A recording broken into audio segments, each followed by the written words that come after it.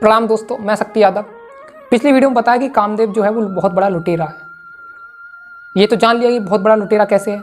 अब ये भी जान लेते हैं कि ये जो कामदेव लुटेरा है इससे बचने का उपाय क्या है। कोई तो उपाय होगा, क्योंकि हर समस्या का कोई ना कोई समाधान जरूर होता है। पहले समाधान उत्पन्न होता है, फिर उसके बाद समस्या उत्पन्न होती है। तो इस कामदेव लुटेरे से बचने का उपाय क्या है, जान लीजिए। जो संसाधक अपने हृदय में ज्ञान रूपी दीपक का प्रकाश हमेशा किए रहता है और सदगुरु द्वारा दिए गए सार शब्द में हमेशा मग्न रहता है, उससे जो ये जो कामदेव है वो डर के भाग जाता है। काम पे विजय प्राप्त करने का एक जरिया मिलता है, एक उदाहरण मिलता है। अनल नाम का एक पक्षी होता है जो निराधार आकाश में रहता है। आकाश में ही वो हमेशा रहता है, कभी ज़मीन पर नहीं आता। हमेशा वो आकाश में उड़ता रहता है और हवा का वो भोजन करता है। उसकी जो भूख मिटती है वो केवल पवन से यानी हवा से मिटती है। और जो वो पक्षी होता है वो रति क्रिया यानी जो संभोग होता है वो अपनी दृष्टि द्वारा करता है। नर अनल पक्षी जब मादा अनल पक्षी को काम की दृष्टि से देखता है तब मादा पक्षी को गर्भ ठहर जाता है। उसके बाद मादा पक्षी अंडा देती है, वहाँ कोई अंडा ठहरने का आधार नहीं होता। वो अंडा सीधा नीचे गिरता है, ज़मीन की तरफ चलता है, नीचे की तरफ गिरते जाता है और नीचे ज़मीन की तरफ गिरने लगता है। और वो अंडा रास्ते में ही पक जाता है, गिरते गिरते ही वो अंडा पक जाता है और फिर रास्ते में ही वो अंडा फूट जाता है। उससे शिशु बाहर आ जाता है। पक्षी जो होता है, बच्चा जो होता है अनल पक्षी का, वो बाहर आ जाता है और मार्ग में ही गिरते उसके जो नेत्र हैं वो खुल जाते हैं, पंख भी आ जाते हैं।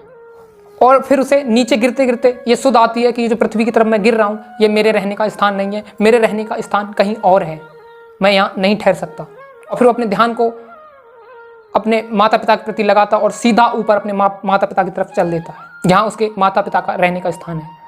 एक खास बात दोस्तों यहाँ पे यह है कि अनल पक्षी जो होता है वो अपने बच्चे को, शिशु को कभी लेने नहीं आता, उसको नीचे गिरने देता है। शिशु खुद उनका ध्यान लगा के अपने पिता के पास जाता है। दोस्तों इस संसार में बहुत सारे पक्षी हैं लेकिन अनल जैसा पक्षी कोई नहीं है। ठीक उसी प्रकार जिस प्रकार पक्षियों में अनल जैसा कोई पक्षी नहीं है, ठीक उसी प्रकार संसार में बहुत सारे मनुष्य हैं लेकिन उन मनुष्यों में कोई बिरला ही सच्चा संत साधक होता है, संतों से जुड़ता है, जो संतों को पूर्ण तरह से उनकी शरण ग्रहण करता है, उन पर भरोसा करता है। कोई कायर व्यक्ति संतों की शरण ग्रहण नहीं करता, ना ही उन पर भरोसा कर पाता है, ना ही उनको सर्वसम्मत समझ पाता है। इस संसार में बहुत सारे व्यक्ति हैं लेकिन कोई बिरले ही होते हैं, गिने चुने भाग्यशाली, जो संतों की शरण में पहुँच पाते हैं उस और सच्ची लगन के साथ उनकी भक्ति करते हैं।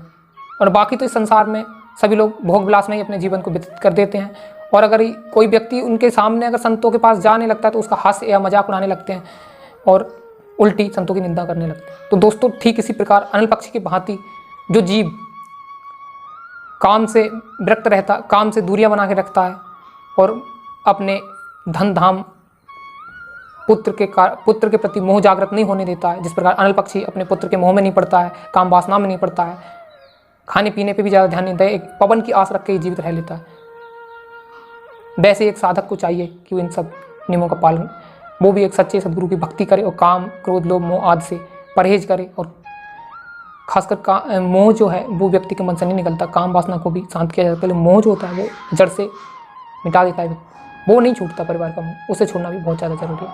परिवार में रह के भी परिवार का मोह छोड़ा जा सकता है। जो व्यक्ति संसार में समस्त आधार को छोड़कर एक सदगुरु के नाम के आधार को पकड़ता है और सदगुरु के उस नाम पर भरोसा करता है, लगन लगाता है और समस्त अभिमान को त्याग कर दिन रात गुरु के चरणों के अधीन रहता है, सेवक के भांति अपने जीवन को व्यतीत करता है, मन में हमेशा सेवा भाव रखता है, मन में धन धाम व परिवार का मोह नहीं रखता है, स्त्री पुत्र धन सभी के मोह को अपने मन से भुला देता है, गुरु चरणों को दृढ़ता से पकड़े रहता है ताकि चाहकर भी उनसे अलग ना हो सके। इस प्रकार एक सच्चा साधक भक्ति में लीन रहता है और सतगुरु की कृपा से वह कठिन महान जाल जन्म मरण के चक्कर से मुक्त हो जाता है। फिर वो इस संसार में कभी नहीं आता, अपने निज घर सत्य देश पहुंच जाता है। आज की वीडियो में दोस्तों इतना ही। मैं मिलता हूँ दूसरी वीडियो में, तब तक के लिए जय गुरुदेव।